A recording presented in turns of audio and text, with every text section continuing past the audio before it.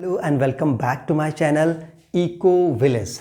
Today we will discuss last topic of second chapter. The second chapter is basic concepts of macroeconomics. In this chapter we will discuss last topic, that is NFIA, Net Factor Income from Abroad. Okay तो net fact meaning पढ़ेंगे इसका, हम क्या meaning है इसका, इससे question कैसे आते हैं और इसको हमें क्यों पढ़ना है रियल लाइफ में इसका, या एक्चुअल में आप विजुअलाइज करना चाहो तो वो क्या है एक्चुअल में, तो वो हम डिस्कस करेंगे यहाँ पे। तो हम आपको याद दिला दें कि हमने पढ़ा था domestic territory and normal residents. Okay तो डोमेस्टिक टेरिटरी पढ़ने के बाद की डेफिनेशन में, डोमेस्टिक टेरिटरी की डेफिनेशन में हमने पढ़ा था कि ये डोमेस्टिक टेरिटरी में जो भी प्रोडक्शन होता है वो डोमेस्टिक इनकम से एसोसिएटेड है, ठीक है। और नेशनल इनकम क्या होता है कि हमारे जो भी नॉर्मल रेजिडेंट हैं उनका जो प्रोडक्शन होता है गुड्स एंड सर्विसेज का, वो नेशनल इनकम से एसोसिएटेड है। ओके तो डोमेस्टिक इनकम और नेशनल इनकम के बीच जो डिफरेंस होता है वो होता है NFIA। डेफिनेशन इसकी दूसरे तरीके से भी है, हम बात करेंगे, डेफिनेशन लिखी हुई है उस पर डिस्कस करेंगे। लेकिन एक्चुअल में डोमेस्टिक इनकम और नेशनल इनकम के बीच का जो डिफरेंस होता है वो होता है net factor income from abroad, ठीक है। तो यहाँ पे डेफिनेशन देख लेते हैं। और एक चीज़ और यहाँ पे आप समझ लीजिए कि NFIA और नेट एक्सपोर्ट, यानी कि export minus import, net export दोनों अलग चीज़ें हैं, ठीक है। तो कंफ्यूज मत होइएगा, मैं पहले ही क्लियर कर देता हूँ आपको कि net factor income from abroad is different net export से, ठीक है। एक्सपोर्ट से जो हमारी इनकम होती है वो अलग चीज़ है और NFIA अलग चीज़ है। पहले ये आप क्लियर हो जाइए ताकि आपको चीज़ें आगे क्लियर है, ठीक है। तो हम देखते हैं कि डेफिनेशन क्या है। डेफिनेशन में है net factor income from abroad, it refers to the difference between factor income received from rest of the world, ROW, rest of the world, and factor income paid to rest of the world। यानी कि factor income, पहली चीज़ आपको पता है factors of production से जो production होता है उसको जो रिवार्ड मिलता है वो है फैक्टर इनकम, ठीक है। तो यहाँ पे हम फैक्टर इनकम की बात कर रहे हैं।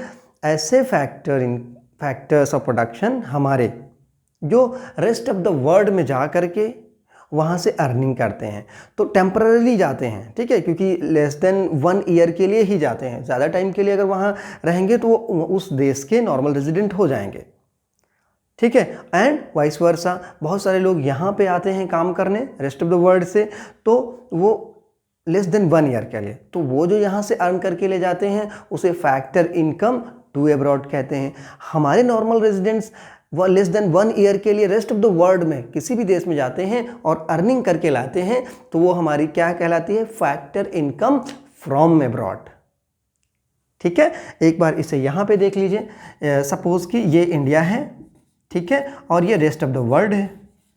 ओके हमें पता है कि बहुत सारे लोग जाते हैं बाहर काम करने, ठीक है, और वहाँ से अर्निंग करके आते हैं। फॉर एग्जांपल कोई डॉक्टर हमारा जाता है वहाँ पे ऑपरेशन करने या वहाँ पे अपनी सर्विस देने, कोई एडवोकेट जाता है, या फिर कोई बहुत सारे हमारे जो काम करने वाले लोग होते हैं, जो सर्विस देने वाले लोग होते हैं, वहाँ जाते हैं और लेस देन 1 ईयर, ठीक है, लेस देन 1 ईयर। एडवोकेट जाते हैं, जैसे आपने पढ़ा होगा ना, गांधी जी भी साउथ अफ्रीका गए थे अपनी वकालत करने ही, वकालत किसी अपने मुवक्किल का, अपने क्लाइंट का केस लड़ने गए थे, ठीक है, याद आया तो मैंने बता दिया।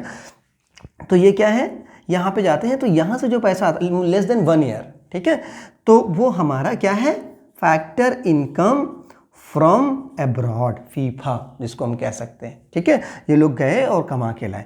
इसी तरह से रेस्ट ऑफ द वर्ल्ड से बहुत सारे लोग आते हैं हमारे यहाँ। अभी एग्जाम्पल के तौर पे आप देख लीजिए कि जो IPL खेल रहे हैं, तमाम सारे बहुत सारे खिलाड़ी IPL खेल रहे हैं, ठीक है। तो लगभग 5 खिलाड़ी हर एक टीम में, तो अगर 10 टीमें हैं तो 50 खिलाड़ी रेस्ट ऑफ द वर्ल्ड के, और उन करोड़ों रुपए अर्न कर रहे हैं, तो वो लेस देन 1 ईयर रहेंगे, ऑब्वियसली लेस देन 1 ईयर रहेंगे, एक फाइनेंशियल ईयर पूरा नहीं होगा उनको, तो वो यहाँ से बहुत सारा पैसा लेके जाएंगे, तो क्या है, फैक्टर इनकम टू अब्रॉड, ठीक है। तो अगर हमें net factor income to abroad, इसको हम कहते हैं फीटा, ठीक है, फीटा कह सकते हैं, ठीक है। ऐसा टर्म आपको लिखा हुआ नहीं मिलेगा, याद करने के लिए आप याद रखिए, ठीक है। Factor income to abroad FITA, factor income from abroad FIFA. Okay, तो ये है। अब इनका जो डिफरेंस होता है वो कहलाता है net factor income from abroad, यानी कि NFIA net factor income from abroad is equal to factor income earned from abroad minus factor income paid to abroad. Is it clear? I think ये बहुत simple है, बहुत clear होना चाहिए आपको कि हमारे नॉर्मल रेजिडेंट्स आप समझते हो कि वो सभी इंडिविजुअल और इंस्टीट्यूशंस जो हमारी डोमेस्टिक टेरिटरी में एक या इससे ज़्यादा ईयर, 1 और मोर देन 1 ईयर से रह रहे हैं, वो हमारे नॉर्मल रेजिडेंट होते हैं, ठीक है। तो अब हमारे नॉर्मल रेजिडेंट्स बाहर जाते हैं काम करने, वहाँ अर्निंग करते हैं, तो वहाँ से अर्न करके लाते हैं। इसी तरह से बाहर रेस्ट ऑफ द वर्ल्ड के नॉर्मल रेजिडेंट हमारे यहाँ आते हैं, अर्निंग करके ले जाते हैं, ठीक है। तो इनका डिफरेंस क्या है? Net factor income from abroad है। ओके, तो ये क्लियर है, आई होप ये क्लियर है आपको। अब हम आते हैं कि फैक्टर इनकम फ्रॉम अब्रॉड अलग से हम देख लेते हैं। फीफा क्या है? Is the income earned by the normal residents, is the income earned by the, ये आपको दिख रहा होगा, आई होप कि आपको दिख रहा होगा। फीफा यानी कि factor income from abroad is the income earned by the normal residents of a country from the rest of the world in the form of, yes ये important है, in the form of wages, salaries, rent, देख पा रहे हैं I hope, interest, dividend and retained earnings, ठीक है। ये सब आपको पता है, वेज, रेंट, इंटरेस्ट, ठीक है, प्रॉफिट, ये सब आपको पता है चीज़ें, ठीक है। और रिटेन्ड अर्निंग का मतलब, रिटेन्ड सेविंग का मतलब प्रॉफिट का वो पार्ट जो फ्यूचर में किसी अनइवन सिचुएशन को फेस करने के लिए रख लिया जाता है, ठीक है। उसको शेयर होल्डर्स को डिवाइड नहीं किया जाता है, नहीं दिया जाता है, राइट। तो ये आपको क्लियर हुआ होगा, रिटेन्ड अर्निंग्स और ये सारी चीज़ें क्या होती हैं जो रेस्ट ऑफ द वर्ड से हमें मिलती हैं इस फॉर्म में, wage, salaries, rent, interest, dividend and retained earnings. तो ये क्या है? फैक्टर इनकम फ्रॉम अब्रॉड, ठीक है।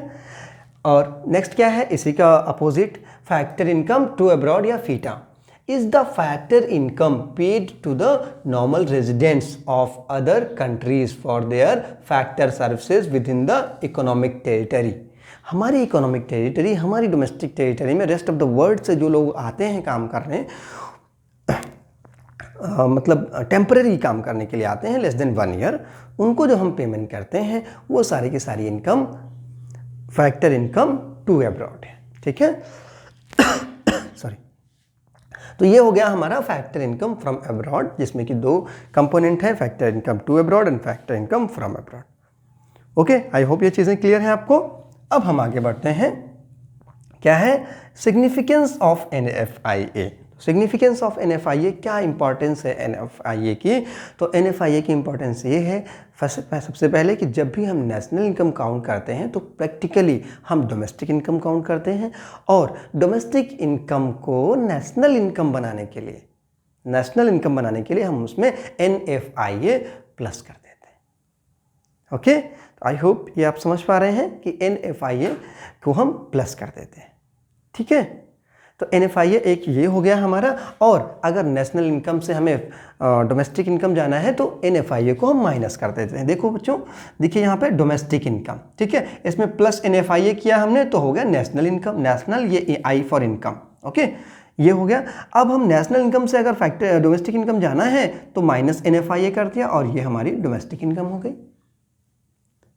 आई थिंक ये क्लियर है आपको, ओके। अब यहाँ पे एक और चीज़ यहाँ पे देख लीजिए कि NFIA can be positive, negative और जीरो। समझ पा रहे हैं कि NFIA पॉजिटिव हो सकता है, यानी कि वो 1 2 3 4 5 कुछ भी हो सकता है, 10 लाख, 5,000, 100 करोड़, जो भी है पॉजिटिव हो सकता है। जीरो हो सकता है, यानी कि फैक्टर इनकम फ्रॉम अब्रॉड और फैक्टर इनकम टू अब्रॉड बराबर हो, ऑब्वियसली जीरो हो जाएगा। और NFIA माइनस भी हो सकता है। किन सिचुएशन में होगा आप ये देख लीजिए यहाँ पे, ठीक है। जैसे हमने कहा कि यहाँ पे 2 सिचुएशंस हैं, एक कौन कौन सी है, ये NFIA है यहाँ पे, N आप अभी स्क्रीनशॉट लेंगे तो वहाँ पे ये रहना चाहिए, ठीक है, इसलिए इसको मिटाना नहीं है। सपोज हमने कहा कि ये इंडिया है, ठीक है, ये हमारा प्यारा भारत, और ये हो गया NFI, oh sorry rest of the world, rest of the world है। ठीक है, ये चीज़ें हो गई। अब देखो यहाँ पे हमने कहा, सपोज हमने माना कि इंडिया को जो फैक्टर इनकम फ्रॉम एब्रॉड, बाहर से जो हम पैसा हमको मिला है फैक्टर इनकम फ्रॉम एब्रॉड, वो है 1000। ठीक है, 1000 आप इसको लाख समझ लो या 1000 ही आप समझ लो। ठीक है, अब देखो, और जो हमने फीफा के फॉर्म में फैक्टर इनकम, फीटा के फॉर्म में factor income to abroad, factor income to abroad जो हमने पेमेंट किया है वो सपोज 800 है, तो इस सिचुएशन में NFIA क्या होगा, NFIA is equal to factor income from abroad that is 1000 minus factor income to abroad that is 800। Okay, तो NFIA इज 200। क्लियर, पॉजिटिव है। एक सिचुएशन ये है। एक सिचुएशन क्या होती है, क्या हो सकती है फ्रेंड्स, एक सिचुएशन ये हो सकती है कि जितना है फैक्टर इनकम फ्रॉम एब्रॉड उतना ही हो, इक्वलेंट हो फीटा यानी कि फैक्टर इनकम टू एब्रॉड। तो यहाँ 1000 माइनस 1000 करेंगे तो कितना हो जाएगा, 0 हो जाएगा ऑब्वियसली। ठीक है, अब देखिए यहाँ पे एक कंडीशन ये भी हो सकती है कि जो फैक्टर इनकम फ्रॉम एब्रॉड 1000 है और फैक्टर इनकम टू एब्रॉड क्या हो गई, सपोज 1000 1200 हो गई, तो माइनस 1000 1200, अब 1000 माइनस 1200 करेंगे तो कितना आएगा, माइनस 200 आ जाएगा। ये चीज़ ध्यान रखना, FIFA factor income from abroad पहले रखेंगे, ठीक है, नहीं तो सब गलत हो जाएगा। फीफा पहले रखेंगे फिर बाद में रखेंगे FITA factor income to abroad. अब यहाँ पे माइनस 200 हो गया। अब यहाँ से एक क्वेश्चन बनता है, बहुत ट्रिकी क्वेश्चन बनता है, प्री बोर्ड्स में कई बार आया है, फाइनल एग्जाम्स में भी आया है, कि क्वेश्चन ये है कि क्या डोमेस्टिक इनकम नेशनल इनकम से ज़्यादा हो सकती है, ये क्वेश्चन आता है, या ये हो सकता है कि बराबर हो सकती है। ठीक है, generally national income domestic income से ज़्यादा कब होगी और कम कब होगी। अगर आपने इस कॉन्सेप्ट को समझा है तो आप आसानी से समझ सकते हैं। ज़्यादा कब होगी, डोमेस्टिक इनकम नेशनल इनकम से ज़्यादा कब होगी, जब हमारा NFIA क्या हो, माइनस में हो, तब डोमेस्टिक इनकम ज़्यादा होगी, नेशनल इनकम कम हो जाएगी। अगर हमारा NFIA हमारा पॉजिटिव है तब क्या होगा, नेशनल इनकम ज़्यादा होगी, डोमेस्टिक इनकम कम हो जाएगी। अगर NFIA 0 है तो नेशनल इनकम और डोमेस्टिक इनकम बराबर हो जाएगी। ठीक है, तो आई होप ये चीज़ें आपको क्लियर हैं, बहुत क्रिस्टल क्लियर होनी चाहिए। ये मैं इसे रफ करता हूँ, आप इसका स्क्रीनशॉट ले लेना, मैं भी 1 सेकंड के लिए हट जाऊँगा। ये चीज़ें मैं हटा देता हूँ, ये तो मैंने एग्जाम्पल के लिए आपको समझाया है, ये नोट्स का पार्ट, आप एग्जाम्पल ऐसे ही लिख लीजिएगा, एग्जाम्पल आप ऐसे ही लिख लीजिएगा। ठीक है, मैं हट जाता हूँ। एक छोटा सा और है कि कंपोनेंट क्या है factor income from abroad NFIA के, तो वो हम देखेंगे, आप इसका स्क्रीनशॉट ले लीजिए।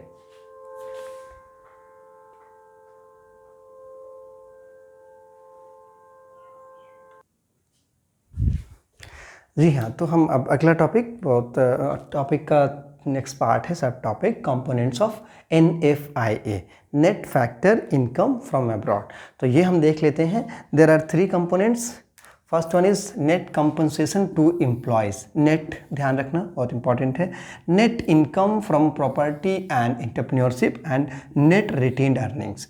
नेट क्यों लिखा हुआ है, क्योंकि जैसे यहाँ पे हम देख लें कंपनसेशन टू एम्प्लॉयज़, तो कंपनसेशन टू एम्प्लॉयज़ का मतलब जितने भी लोग हमारे यहाँ के, सपोज कि ये एक बार फिर से देख लो, ये इंडिया है, ये रेस्ट ऑफ द वर्ल्ड है। ठीक है, तो बहुत सारे एम्प्लॉयज़ हमारे काम करने जाएंगे, तो एम्प्लॉयज़ को क्या मिलेगा, कंपनसेशन, जो भी पेमेंट होती है वो कंपनसेशन हम कहते हैं उसको। ठीक है, तो वो हमें कंपनसेशन मिलेगा। ठीक है, यहाँ पे पैसा आएगा भी। ओके, एक ही चीज़ बनाते हैं, पैसे को हम केवल दिखा रहे हैं, इनकम को दिखा रहे हैं। यहाँ पे हमें कंपनसेशन ऑफ एम्प्लॉय मिलेगा, कंपनसेशन टू एम्प्लॉयज़ मिलेगा, और यहाँ हम पेमेंट भी करेंगे। ओके, तो इनके बीच का जो डिफरेंस होगा, इसलिए नेट लिखा हुआ है। ठीक है, net compensation to employ. Compensation to employ का मतलब जितने भी वर्कर्स हमारे वहाँ काम करेंगे तो उनको मिलेगा, और जो बाहर के आकर के हमारी डोमेस्टिक टेरिटरी में काम करेंगे तो इनको हमें पेमेंट करना पड़ेगा। सिंपल सी चीज़ है। ठीक है, नेक्स्ट आ जाइए, net income from property and entrepreneurship. अब वर्कर के साथ साथ ऐसा भी है कि हमारी वहाँ प्रॉपर्टी है। ठीक है, हमारा कोई, हमने एंटरप्रेन्योरशिप स्टार्ट की है लेस देन 1 ईयर। ठीक है, तो उससे हमें जो इनकम मिलेगी तो प्रॉफिट होगा। इसी तरह से रेस्ट ऑफ द वर्ल्ड के हमारे यहाँ बहुत सारे आकर के यहाँ पे एंटरप्रेन्योर आते हैं, यहाँ पे अपना फर्म लगाते हैं और प्रोडक्शन करते हैं और प्रॉफिट कमाते हैं, ठीक है। तो उनको क्या मिलेगा, प्रॉपर्टी से उनको इनकम होगी जो कि प्रॉफिट के फॉर्म में होगी, एंटरप्रेन्योरशिप से प्रॉफिट के फॉर्म में होगी, ठीक है।